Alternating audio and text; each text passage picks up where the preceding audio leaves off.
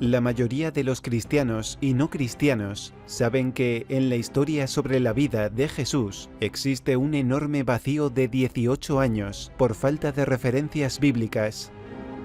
Jesús desapareció de las páginas de los 4 evangelios del Antiguo Testamento durante más de la mitad de su vida, entre los 12 y los 30 años.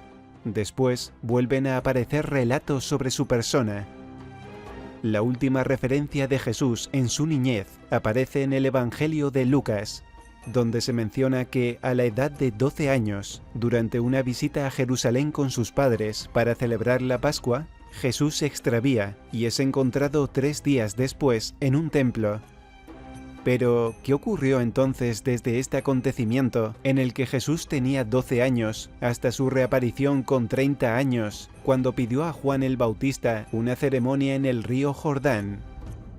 La explicación más sencilla de los años perdidos de Jesús es que pasó su juventud en Nazaret, ejerciendo de aprendiz de carpintero con su padre, José. Esta teoría es una de las más aceptadas, ya que los hijos generalmente se dedican al mismo oficio que sus padres. Sin embargo, en los evangelios hay escrita una extraña pregunta.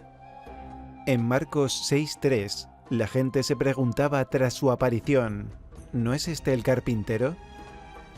La pregunta resulta bastante extraña, ya que en un pueblo de 2000 habitantes como máximo, que es lo que se calcula que podría tener Nazaret, es muy raro que se extrañen de verlo.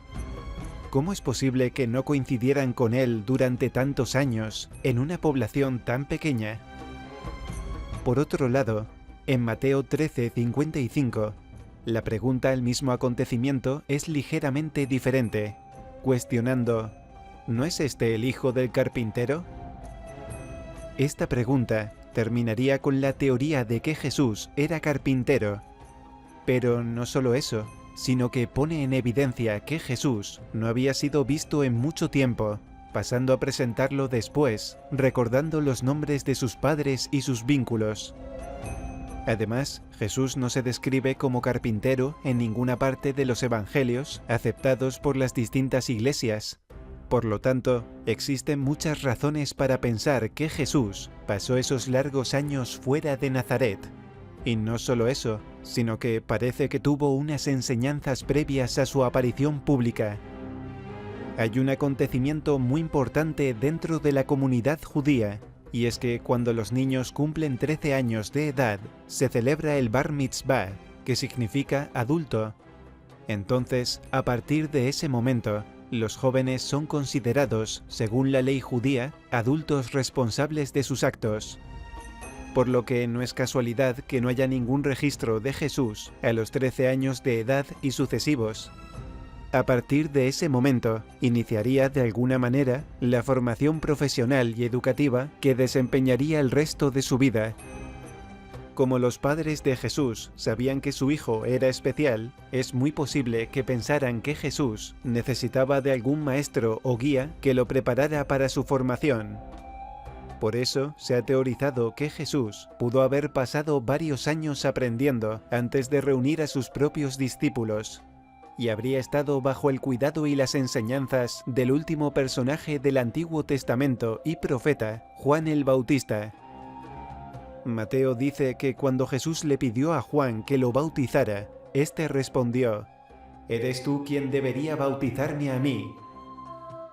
Parece solo una referencia que indica que el aprendiz había superado al maestro. Sin embargo, existe otra posibilidad, y es que en aquella época, los jóvenes que querían instruirse en el ámbito espiritual iban a la comunidad esenia de Qumrán. Los esenios formaban parte de una secta devota de judíos, con una gran comunidad en el Mar Muerto, a unas 30 millas al sureste de Jerusalén. En su mayoría eran solteros, hacían una vida monacal, compartían todas sus posesiones materiales y practicaban varias disciplinas y austeridades espirituales. Se consideraba que los esenios estaban más elevados espiritualmente que los demás judíos, porque practicaban el judaísmo basado en la ley de Moisés. Parece que Juan el Bautista, y quizá también Jesús y su familia, eran cercanos a esta comunidad. En cualquier caso, en los manuscritos de Qumrán hay múltiples puntos de contacto con el mensaje cristiano. No se puede descartar que Juan el Bautista hubiera vivido un tiempo en esa comunidad y recibiera de ella una buena parte de su formación religiosa. No solo eso, Qumrán estaba en una importante ruta de transporte hacia Oriente, y los esenios debían estar al corriente de los diferentes cultos y religiones de sus viajeros, los cuales, en parte, se alimentaron del budismo y de las Vedas hinduistas. Esto abre otras posibilidades hacia dónde pudo dirigirse Jesús en sus años perdidos. En el año 1887, Nikolai Alexandrovich Notovik, un aventurero aristócrata ruso, durante su viaje por el norte de la India, atravesando el valle de Cachemira, tuvo un accidente que le provocó una fractura en su pierna.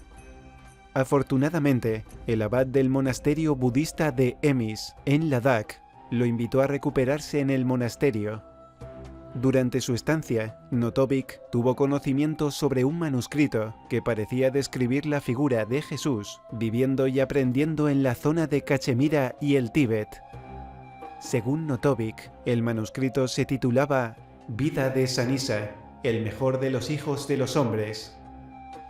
El nombre no documentado de Isa se asemeja al nombre árabe de Jesús, Isa, utilizado en el Corán. En el manuscrito se cuenta la historia de un personaje, supuestamente Jesús, que abandonó Galilea cuando era adolescente y viajó a través de Persia hasta Sind, en el oeste de la India. El texto dice: tenía la intención de mejorar y perfeccionarse en el entendimiento divino y estudiar las leyes del gran Buda. Viajó por la India y finalmente llegó al templo de Jagannath en Puri, donde estudió los Vedas con los sacerdotes brahmanes. Después de pasar 6 años en Puri y Rayir, viajó hacia el norte, al Tíbet, donde estudió yoga y budismo en monasterios tibetanos. La historia lo muestra dejando la India a la edad de 29 años y regresando a Israel a través de Persia. En 1894, Notovik regresó a Rusia y publicó La vida desconocida de Cristo, pero dijeron que era un mentiroso y la historia cayó en el olvido. Años después, en 1922, uno de sus escépticos más feroces, Swami Abhedananda, fundador de la Sociedad Vedanta en Nueva York, viajó hasta el Himalaya para estudiar filosofía budista y lamaísmo. Casualmente, llegó a Cachemira a pie y decidió visitar el monasterio de Emis, donde estuvo Notovik. Swami le preguntó al abad sobre el polémico manuscrito, y para su sorpresa, el abad se lo entregó. Entonces, contrató a su propio traductor tibetano, que lo copió, y cuando regresó a Nueva York, comprobó que su traducción coincidía con la de Notovik. Al parecer, los rollos originales fueron escritos por los historiadores brahmanes después de la muerte de Jesús, ya que los comerciantes del Medio Oriente les contaron la historia de la crucifixión. Entonces, los brahmanes escribieron su propio evangelio.